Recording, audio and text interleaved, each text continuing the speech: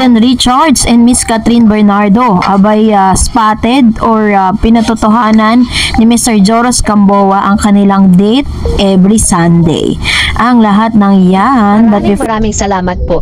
At ngayong araw, ito na, let's talk about this one dahil i-congratulate natin itong si Catherine Bernardo and Alden Richards sapagkat pagkatapos pong umere yung kanila pong movie sa Taiwan at sa Indonesia.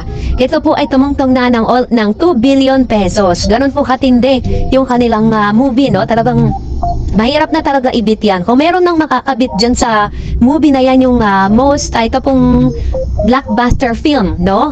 The highest top grossing film of all time.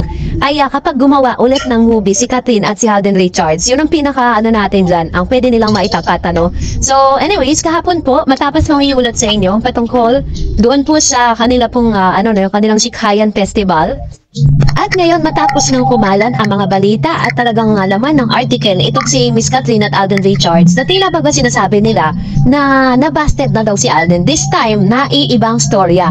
Dahil meron pong isang convo na inilabas ang isa sa mga kumbaga parang related to Mr. Joros Gamboa. Si Joros Gamboa po, kilala natin siya na siya po yung isa sa mga piping saksi. Yan, diba? Siya po yung piping saksi dun po sa mga nangyayari sa Katden. Sabi po ng convo, sabi ni Wendy, si Alden na ba at Kat officially, sagutin mo ibang question na hindi mo nasagot. Haha, gym body.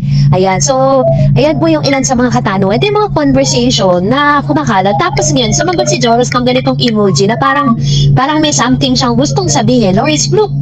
Sabi naman ni Mr. Joros sa isang post, no, sabi niya, how's Kat din? Nagsalita siya. Good naman, magkakasama kami nung Sunday. Alam niyo, ito po yung parang channel sa Instagram kung saan kailangan mo magpa-member para meron kayong interaction ng artista. Si May Mendoza meron yan, si Mr. Joros Gamboa meron yan. Sino pa ba yung meron nito? May mga ibang artista na ganyan. Parang kapag pina-follow mo sila, i-invite ka nila na maging member ng kanilang channel sa Instagram. Makakausap mo sila, officially makakausap mo sila ng formal, parang nagtatanong ka lang, tapos i-update ka nila through Instagram yung kanila mga PMs. So ganito po yung na yan. So nakita natin dito na si Mr. Joros Gamboa mismo nagsabi na may mga chance na kapag hindi busy si Alden at si Miss Catherine Bernardo, talaga magkakasama sila every Sunday.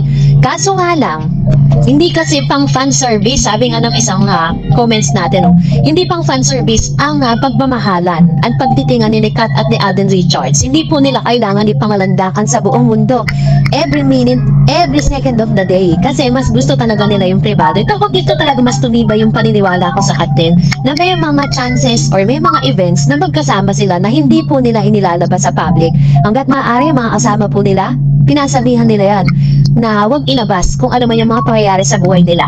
So ito po yung isa sa mga manifestasyon na hindi totoo yung mga naglalabas ang balita na wala na raw tayong nabalitaan pa dito kay Miss Kat at Alden Richards. Dahil ang totoo, sikreto nilang ginagawa yan. Hindi para i-please ang lahat ng tao, kundi pini-please nila at sinusunod nila yung sarili nila.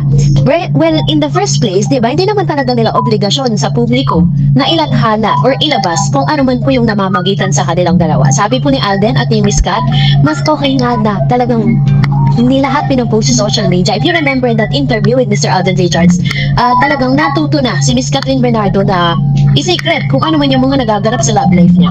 And mamaya, ipapakita ko po sa inyo yung sinabi ni Dr. Ivy naman, at yung dati niyang sinabi prior po sila pumunta sa Canada. At yun po talaga yung nagko-compliment na video. So, kaya naman, congratulations Katden 555. And for that, mag-react naman tayo sa mga comments and reactions na isinulat niyo po sa comment section. Unahin natin si Ma'am Rosemary Tambiao. Before anything else, nakita ko admin yung pagbigay attention mo sa 2 comments ko sa previous content mo. And for that, thank you. Welcome, Ma'am Chi. This is what makes your content different. You always make sure to value even negative or positive man sa mga comments sa vlog mo. Thank you, Ma'am Chi. About naman sa issue na to, eto naman ako. Very rare ako magbigay commented even in FB. Most likely, nag-like lang ako pag good vibes sa akin. Ayan. So, actually, minsan ko lang talaga makita yung comment ni Ma'am Rosemary. If I am not mistaken, siya yung nag-comment dito kapag hindi raw after 3 years hindi umamin ng Katden, magdi-deactivate siya ng kanyang social media. And sabi niya pa, about nasa nabasted for me, malabo atayan. Tatawanan ko na lang yan. Pero kasi walang pwedeng makapagsabi unless galing mismo sa Katden. Kasi never nang napaamin si Alden na nandigaw siya kay Kat sa mga tanong sa kanya sa interviews. Ang meron sa mga sagot niya ay indirect lang. Like very deep, nasamahan nila ni Kat, nakapunta sa bahay, bahay, nakilala ko na both side ng family ni Kat, genuine ang meron sila, mga ganun po. So doon, diba? Totoo naman eh. Kasi if you're going to look back doon sa mga interviews na yan, mahalata mo talaga. And sabi niya, genuine meron silang ganon po. So doon pa lang, read between the lines po. At doon pumasok ang what you see is what you get. Kaya kung iintindihin tapos na yata ang paniligaw, lumagpas na kumbaga, kung ano man ang label na sila, na hindi na malalaman. Naman natin yan. Soon sa social media pa.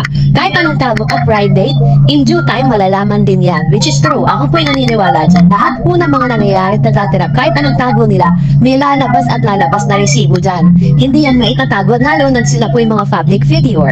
And lastly, about as possible na individual project nila with other kapart, especially Alden, hindi malabo mangyari yan. Kasi in the first place, di naman po sila official lab team. Magkaibang management at network sila. It happens lang na marami na talagang shippers sa cut din. Nakakabahala lang kaya siguro tahimik ang cut din kasi nga GMA gagawa talaga ng paraan for Alden. Kasi kung may project talaga siya this year, kahit na Nadine Lutrian or Al Curtis, ang big question is tatanggapin ba ng viewers after the success of HLA? Ang dami nagdidemand sa inyong project about for cut din. Now, kung affair si Alden, dapat talaga i-hype ng GMA, which is true. Ito yung sinasabi ko sa inyo, na gagawin lahat ng management just to make sure na kung ano yung success na inabot, ng Kathleen, gusto nila maabot din po yun. Nito pong bagong project ni Mr. Alden. Ganyan po ang kalakaran ng showbiz. Wala na tayong dyan. No question at all dahil talagang, syempre business po yan, gagawin nila lahat yan. And sabi niya, para kagatin for cut, may possible na matuloy ang Elena 1944 na walang worry kasi solo era, yun, may mga papasok ng ibang karakter sa movie niya. I think kikita pa rin kasi matagal nang inaabangan ng taong Elena, history film and Olive Lamasan pa yan, yun lang po. For cut din, basta keep supporting them. Whatever happened, we're just fun na sumusuporta. Manifest na lang natin ang sinasabing private sila. Pero kapag sabi ko nga na walang sila after a years, i-off ko social media ko. Haha, kayo ba? Ayun. So ito siya nga talaga yung nagsabi nun. Nasabi niya, if in any case, pagtapos po ng after a year, no, wala pa rin tayong nababalitaan with regards to them, yun po yung kanyang gagawin. Mag-off talaga siya ng social media niya. Parang magdi-detox na siya, gano'n. So, grabe yung grabe yung mga revelation at mga comments ni Ma'am Shi. And I'm so impressed dun sa kanyang mga point of view with regards to this. Talagang on point lahat. Tama po. Talagang hahangaan mo siya doon. And of course, sabi ng Kat din, laban ng tayo be. Kung nanalo ang Kat din, iyak hindi sila for fan service. Kaya hindi nila need magpakita ng mga lagdian sa social media para lang sumaya ang fans. This time, sarili man nila ang isipin nila. Mga matured na sila, alam na nila ang balanse ng mga sitwasyon, which is true, diba? Ito yung sinasabi ko sa inyo na talagang ang kanilang samahan, hindi pang showbiz. Diba? Hindi lang pang, sabi ko fan service, hindi po para pagkaguluhan, hindi para pagpiestahan ng mga tao sa social media. Mas gusto at parang mas safe pa nga talaga na maging sila private, syempre dahil bilang mga fan ng Kat din, ang talagang natin, good natin, or ang talagang gusto natin to cease to believe, ka rin talaga ang tao kailangan makita ko muna bago ako maniwala, parang yun. Pero this time, it's your call, and sabi nga ni Ma'am Chi, sabi ng isang comment na hindi sila fan service. And sabi ni Miss Malus Tupas, mabalik pa ba si Kat kay DJ na nakalabas na siya sa hawla ng bakal at ngayon free as bird na ngayon ang buhay. Sabi sa interview ni Kat sa Mega Magazine, I am the captain of my own ship. Magagawa na niya ang gusto at plano sa kanyang sarili. Katniel fans na lang naman ang nagdudul-dol na magkabalikan si Kat at DJ Super. Habit fans din ako ng Katniel. Mas iniintindi ko ang side o kapakanan